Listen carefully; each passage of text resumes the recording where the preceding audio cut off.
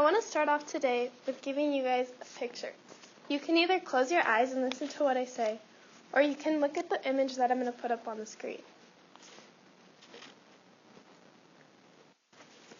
Anna and a couple of her friends all went to a concert. By the time they found their way out, they realized that they were some of the last people in the parking lot. Anna and a group of her friends all got there at the different times.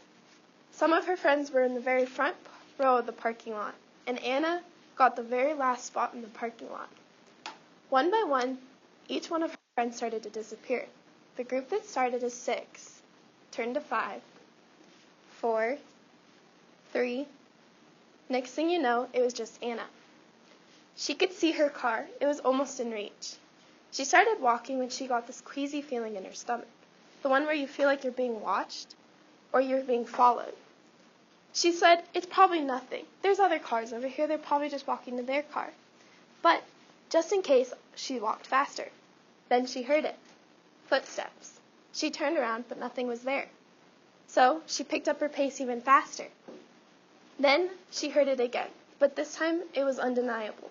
Whatever or whomever could not have been less than 5 feet behind her. This was the moment she turned around and she saw a shadow of a man standing there. By the time she turned to run around, her reaction time was too slow, and the man grabbed onto her. Today, I want to talk about 3 things with you. First, I want to talk about why schools should have self-defense classes. Then I want to give you some shattering statistics. And finally, I want to conclude about how we should go about having self-defense classes implemented in schools.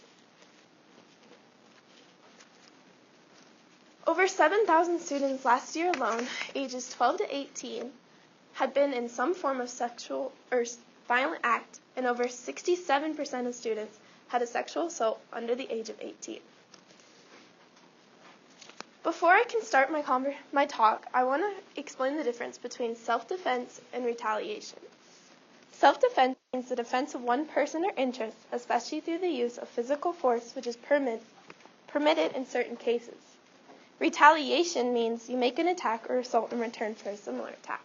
The 2 things that mostly get confused about self-defense and retaliation is that self-defense should not be to bring someone down or inflict pain.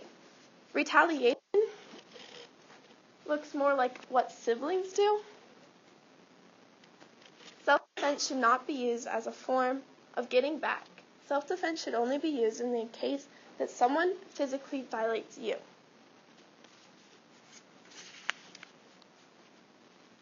This brings me to my next point. This self-defense should be implemented in schools my next point is statistics. I want to get into the points of the first thing I looked at. I wanted to look at the CDC, which is the website that has all the statistics that I found from my research. I first decided to look at school safety. The CDC sent out a nationwide school in 2015 to 2016 school year. What came back left me shocked.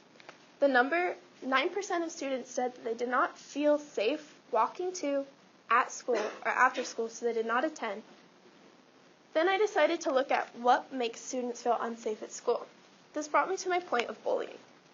Last year alone, there was over 40% of girls who took the survey in the 30 days preceding said that they had a physical attack or been bullied in that time. 26% of boys felt the same way. I then decided to look outside of school as well as inside of school to see if there was really threats and dangers. What I found was there was over 800 non-fatal injuries in last year. To break this down, I decided to look individually at the numbers. Students aging 20 to 24 reached over 1,000 non-fatal injuries last year alone. I then decided to break it down even further. That means people over the age of 15 to 19 had over 900 and a little under 300 for females ranging 15 to 24. My next point, after looking at all my data and research, was how can I get this put into schools? So I had a sit-down interview with Ms. Grantham, and after a short but very insightful conversation, we came to the same conclusion.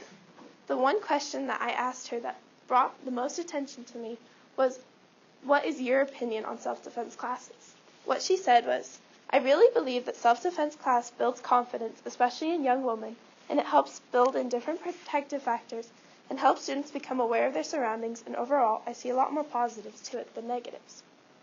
I then asked her, if I was to propose having a self-defense class, what steps would I have to take to have it implemented in class? She told me you would need to speak to one of the current PE or health teachers and get their buy-in and willingness to teach that course, or help find someone who would teach that course. You would also have to start with it, and it would take about a year to get it put in and requested by a teacher, then voted on by the student body.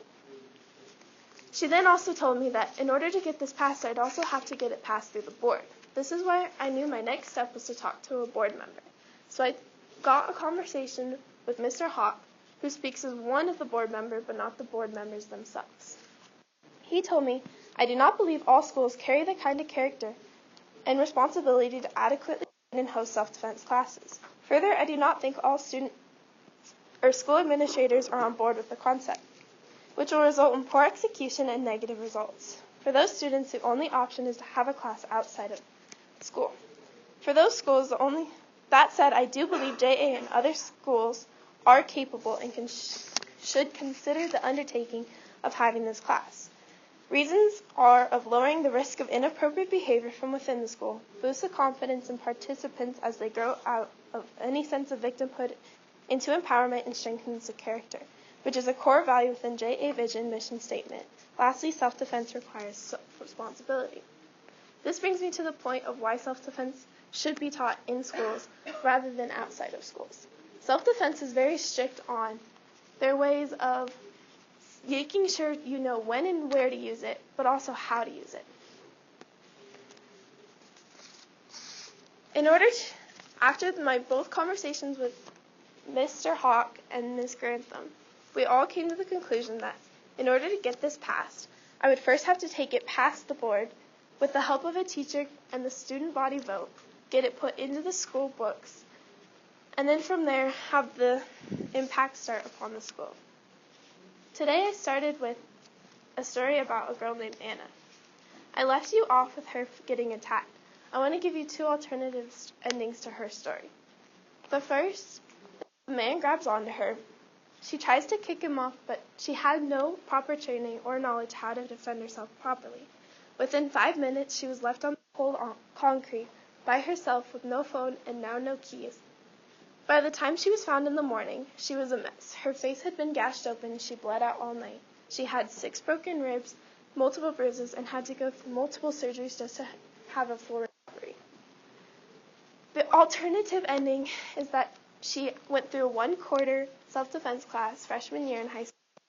She then had the proper knowledge how to break his grasp when he grabbed onto her, and within the same 5 minutes, got to the safety of her car and called 911 and went home rather than a hospital room. She knew that her ending could have been way worse, but due to the school class that she got taught, she had the ability to protect herself. Thank you.